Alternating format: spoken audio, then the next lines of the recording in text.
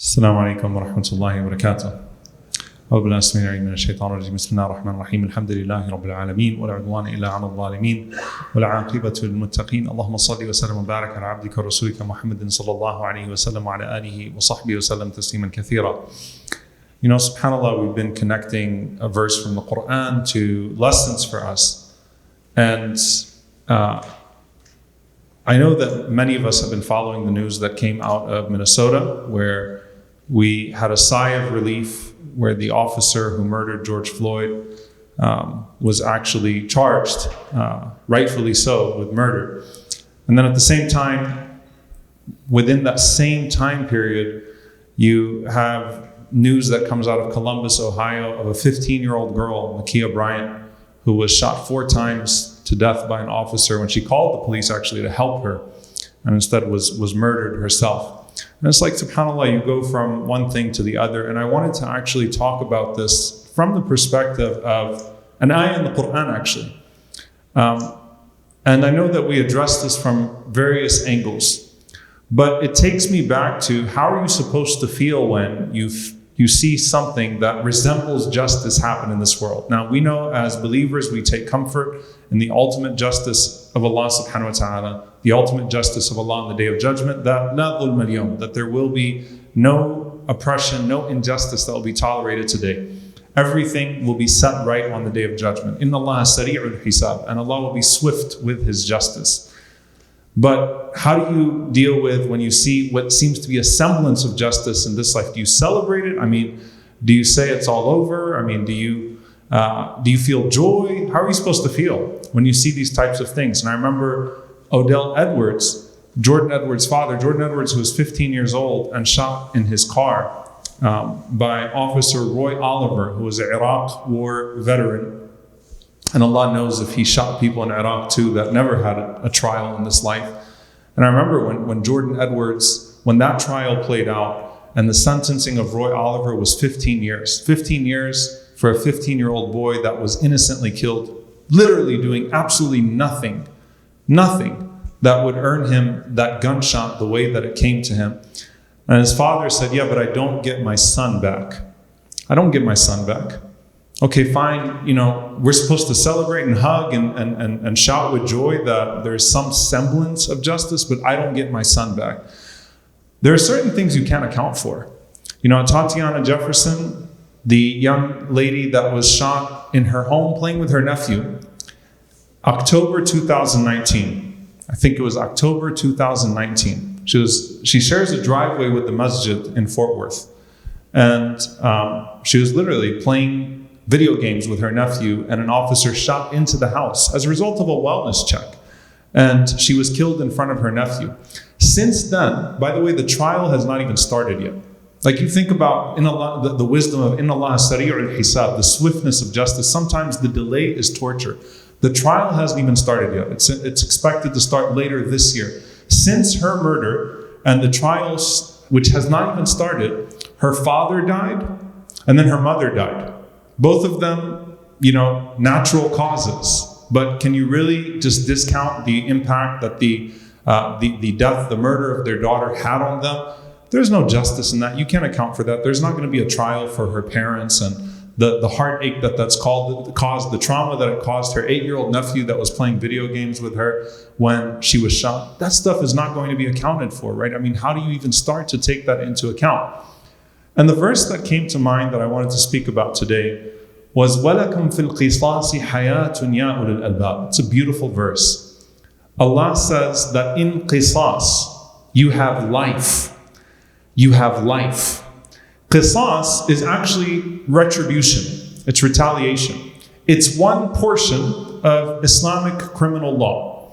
And that is that as a departure from what was written upon the Israelites of an eye for an eye and a life for a life, Allah subhanahu wa ta'ala gave us qisas. And qisas was that when there is murder, the family of the one that is murdered are given the full choice. Either a life is taken for the life that was taken for them, or they can forgive and some sort of compensation is given to them. But the point is, it is for them, and this should be applied equally so that people have a sense of justice, that they have the right, that it's in their hands. The family, subhanAllah, look at the wisdom. It goes to the family. You have the right now. This is the person that murdered your loved one. You can either have their life taken as well, or you can forgive. And there's a reward for forgiveness, and you would be compensated as well in some other way.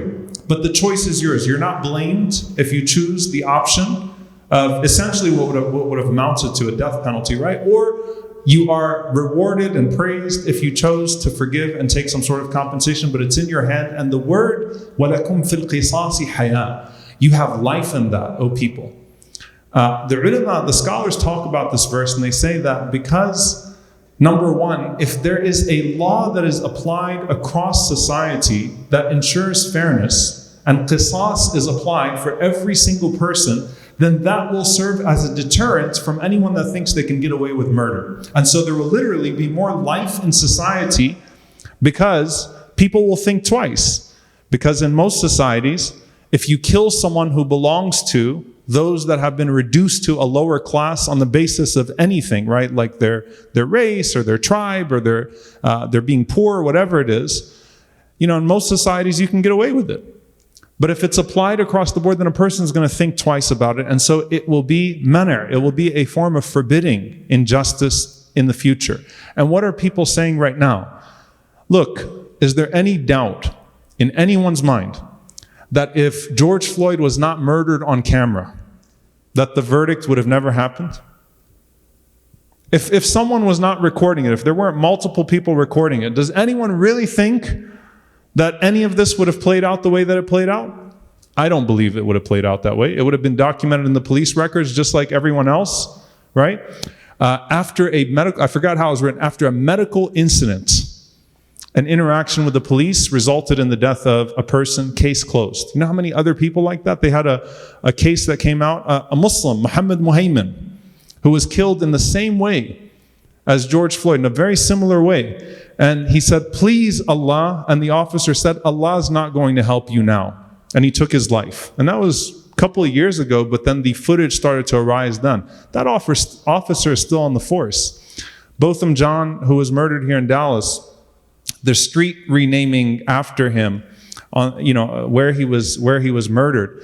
I mean, some of the same politicians that were standing there and that were clapping their hands are literally proponents of the same types of policies that lead to the repeated injustices over and over and over again. And so it makes us think, because I know it's Ramadan and we're supposed to be deriving some wisdom from the Quran as well. When a society does not have protocols in place to ensure that things are not repeated in the sense of injustice, there's no real life in that society. There's no blessing in that society. You just have to keep on hoping that someone's going to catch it on camera, and you have to keep on hoping that it's not going to happen again and again and again and again. That's not the way we're supposed to function. That's not the way that we were created. That's not normal, and it should not be tolerated. It shouldn't be like a football game, right? Every single time something happens, like let's hope that they pull it out in the end and we get some sort of justice, semblance of justice in the end. You know how many people have been killed? I mentioned the sister in New Orleans, Dr. Jamila Arshad, Allah yarhamha. Probably one of the worst police brutality incidents that I have ever heard of. The officer that killed her is still on the force in New Orleans. A Muslim woman that stopped a doctor to help a young boy that was hit by a car on his bike, and an officer came and assumed something about her and threw her on the ground and sat on her and then suffocated her, and she was killed and she died in the back of a police vehicle. There's no justice in this life. That's not how a normal society functions. That's not how Allah created us to function. And so it's like, am I supposed to feel, the conflicted feelings are warranted. Am I supposed to say, alhamdulillah, for a moment, and then whoa, another one? That's not how we're supposed to function.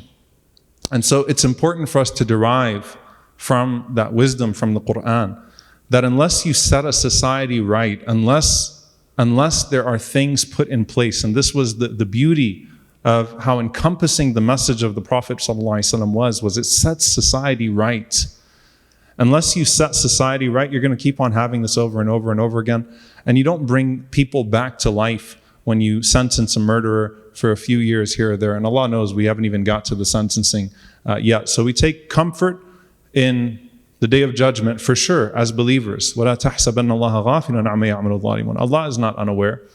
And the transgressors will face their penalty, and those that were victimized will have their justice given to them. لَا ظُلْمَ الْيَوْمِ. There is no oppression that's tolerated on the Day of Judgment. إِنَّ اللَّهَ سَرِيعُ الْحِسَابِ. And Allah is swift in His justice. And we take wisdom as well from these injunctions from the Quran, that what you are supposed to bring is a sense of consistency and fairness, so that people do not always feel suffocated by repeated injustices. And subhanAllah, I'll end with this. Umar ibn Abdul Aziz, rahimahullah ta'ala, the scholars mentioned that when Umar ibn Abdul Aziz became the Khalifa, because of the justice that he set across the board, wolves would not even attack sheep under the Khilafah of Umar ibn Abdul Aziz. It brought so much blessing to the world that he was in, that there was justice even being established across the animals. So we have to ask ourselves, what role are we supposed to be playing in all of this? And how do we move forward and deriving from that wisdom? And again, relating some of these aspects bidnillahi ta'ala to how we approach societal affairs today. So may Allah subhanahu wa ta'ala allow us to be a source of comfort and goodness and justice to the societies that are around us. May Allah subhanahu wa ta'ala comfort the families of the victims of injustice and give them some semblance of clarity and comfort in this life. May Allah subhanahu wa ta'ala move us towards good. May Allah subhanahu wa ta'ala allow us to answer the call to that which gives us goodness, and to apply that in our own lives first, and then to bring that to the world around us. Allahumma ameen. And subhanAllah, by the way, Odell Edwards, his cousin, actually her nikah was in the masjid a few months ago. SubhanAllah, in this masjid. So we are tied together in ways that we don't even realize. So please do pray for the families of people that are going through these types of ordeals as well. Jazakumullahu khairan. Wassalamu alaikum wa rahmatullahi wa barakatuh.